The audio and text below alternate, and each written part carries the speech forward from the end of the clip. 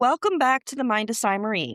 Today we are looking at the clash between the cold precision of the machines we build and the wild, untamed spirit of the lives that we live. We're asking a heavy question. What happens to our souls when we let our days run purely like clockwork, taking away the magic in favor of industry? My guest today has crafted a stunningly dark, imaginative world where the gears of progress meet the ancient secrets of the earth. Debbie Bishop is the brilliant mind behind the highly anticipated fantasy Pillywiggin Awakening, and she's here to talk about nature, folklore, and the powerful chaotic awakening that happens when the wild forces of belief refuse to be ground down by the machinery of the modern world. Debbie, it's an absolute pleasure to have you in the studio today. Welcome. Thank you, Sai.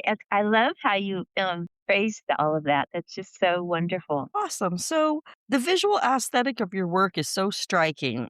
There is this intense juxtaposition of heavy iron gears and ethereal sharp magic. What was the moment you realized that the perfect foil for your nature guardians, the Pillywiggins, wasn't just evil, but the cold, unfeeling march of industrialization? Well, I usually, whenever I write a story, I start with real world and what's happening right now and what's happened throughout time. Really, is there's a small group of people that hierarchy that have always created all this chaos and the strategy of stereotypes and all the bigotry and whatnot and machines, and they try to control the masses with everything that they have because they want to make money with all of the industry that they have. And so Pillywiggin is similar in that is that the fight is against that evil and that corruption, and it's uniting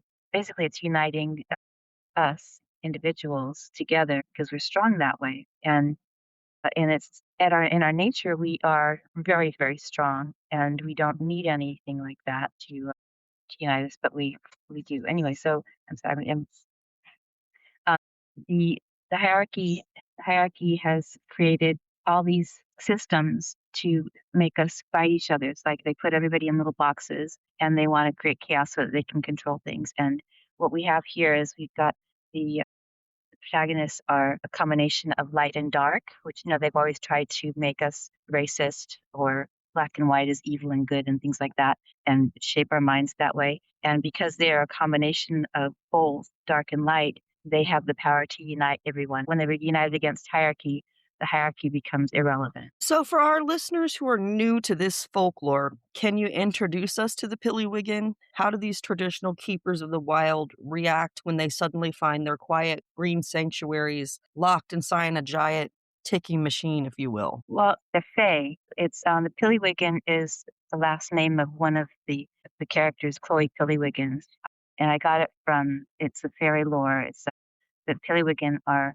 these wild creatures that are a little bit on the fringe, and she's a misfit from the wrong side of the pond. But I tried to make it so that the characters, even though the main characters are Fae, they also live in a world of mystical creatures.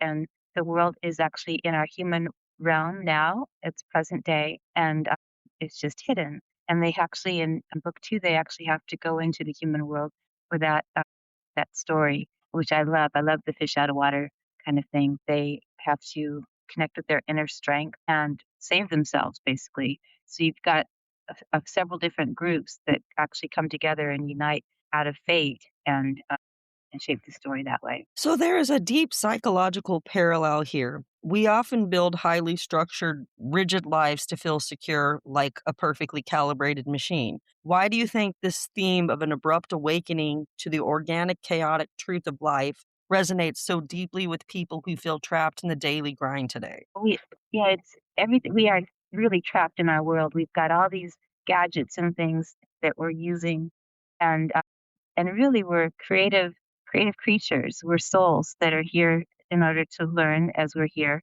and we have all these things that we've got to play with that kind of define us and keep us locked in the way that the world works. But at our core, we are enlightened, magical creatures. All of us humans, we can do things like quantum physics is real. We are in quantum soup. We can connect with each other telepathically, and we can manifest and we can create our lives. When people create gadgets and create machines, what they're doing is they're kind of tapping into our own abilities, but we are using a machine because we don't really believe that we can do it, like a telephone, let's say. We don't believe that we could connect with somebody across the country, but we have a telephone now, so we can. But really, realistically, we could do that if we knew how to use our abilities. So it's kind of how life is. We have machines that we use to navigate here. And the trick is to not let the machines run us. And human strength, I think, is more important and more resilient than machines. So, in Pillywiggin Awakening, the characters have to pivot from the safety of their structured, predictable worlds into a raw, unpredictable magic. In your experience as a writer, what is the hardest part of our own internal clockwork to break when we try to reclaim our own personal power? We don't trust ourselves, and that's the biggest thing. The only thing that holds us back, any of us, is the fear of change and that we don't think that we can do it. So if we believe in ourselves, then that gives us that edge. But also, when we try to change our existence, let's say you're in a something that you don't like your life, but you want to change it, and you realize that when you change it, you're going to have to let go of other things in your life, facets like relationships or maybe the place that you like to live, things that are going to change. So letting go of those things and changing is very hard for us. And so that's why we stay in these situations longer than we should. But we're here to change, we're here to grow. And when we feel in our core that we should change, we should really do it. And just know that those are treasured memories and treasured relationships that you may or may not have in the future, but your path is to grow and learn and be your best self. And even though it's hard, it's good to let go of the things that are not useful to you anymore. So, we talk a lot about quiet resilience on this show. Empowerment in your book doesn't look like a massive explosion. It looks like a single green vine forcing its way through heavy iron gears. What can readers learn about quiet resilience from the way that your characters fight to reclaim their magic? What's the strongest? That quiet resilience is the strongest because it comes in as a surprise to people that you're fighting against.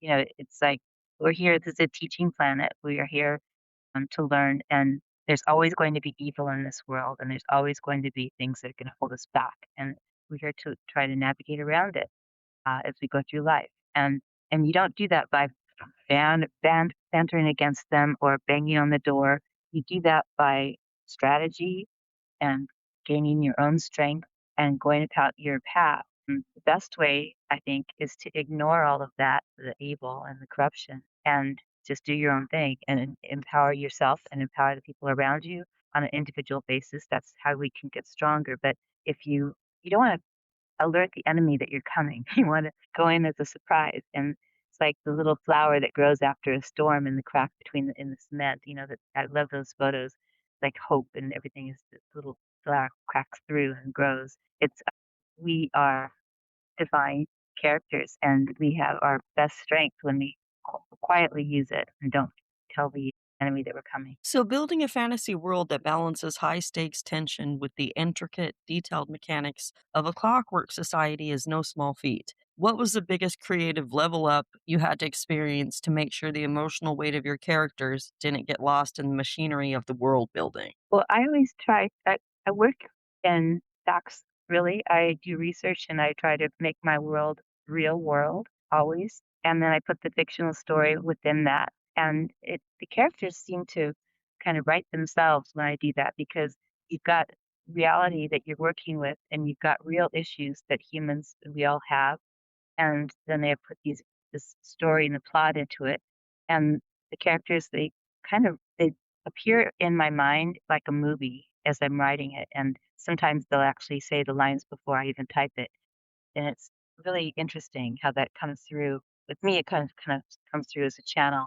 and so I just write it down. And sometimes I have to think and rewrite things, but a lot of times because I've set the stage, I've done the research, I've set the stage, and it's real in my mind, and I know what the story is going to be. It's easy to write it that way. But there are lots of surprises too when you're writing things. All of a sudden, you realize that well, these things went together, and like intuition and like the universe is magical in the way that it kind of shapes everything. But the emotion comes through because the story seems like it's a real story, like it's really happening, and the real characters have real emotions that we would have if we were in those situations. It's the reason I write it is examples of what to do for things because we all live in such a harsh world right now. It's just it's very hard right now for a lot of people. And what I want to show is examples of others that are in harsh situations and what they do to get out of that. They're just examples, but I'm hoping that they'll inspire somebody to have a better day and maybe have some light in their world. So the book touches deeply on guardianship, not just protecting the forest, but protecting our internal integrity when the world around us is losing its way. When a system is actively fracturing, does the role of a guardian shift from a quiet protector to a radical disruptor? Hmm. Yeah, kinda. I mean, when the world's, going in chaos, then the guardian has to come up and join the team, really. Yeah, you team together and you work it out and you like teaming together and uniting, that's how you can change. So, if you could give one piece of advice to a person currently feeling like they are just a cog in a machine, running on autopilot and losing their sense of wonder, what would that be? Well, first I would say I love you because we all feel like that sometimes, but you're not. You're not a cog in the machine. You're here for a purpose. You came in for a purpose, for that whatever that is. You're here to do something, learn, do something, provide something, inspire somebody. You're here. So even if you are physically a cog in a machine right now, you might be surprised. Maybe you are the inspiration for the person next to you that you don't even know. Maybe somebody's watching you and seeing how you handle things and they're inspired by you and you have no idea. So you need to just know that you are divine and wonderful and you have a reason to be here and enjoy your life. And if you want to figure out what other things you can do, then do that. I would start journaling and writing things down as you think of things, and pretty soon you'll see if you have anything else that you want to do. And then if you do, you can do that. But you're not just a cog. You are divine, and we are lucky to have you. So, finally, Debbie, if your book is a bridge between the cold metallic deceptions we build to feel safe and the ultimate reality of spiritual healing, what is the one virtue or truth you hope that readers carry across that bridge with them? That we all are enlightened spiritual beings, that we all have a reason to be here, that we chose to be here. We chose our lives, and if we don't like it, we can change it. But we need to trust ourselves because nobody can hurt us. I mean, if you close your eyes and you see there's space there, that's you. Nobody can touch your soul. Nobody. So whatever situation you're in now, nobody can hurt you. You're safe. So trust yourself, believe in yourself, and go for whatever you feel like doing in this life. You're here for a reason and enjoy it. You're not going to be here forever. It's just a small period in your existence. You're eternal. And so use this time here to develop whatever you want to learn, let experience your friendships, cherish your friendships and your family and the people you love, because never have this situation ever again. The life that you have now is what you have now. You won't have it next time. It'll be different.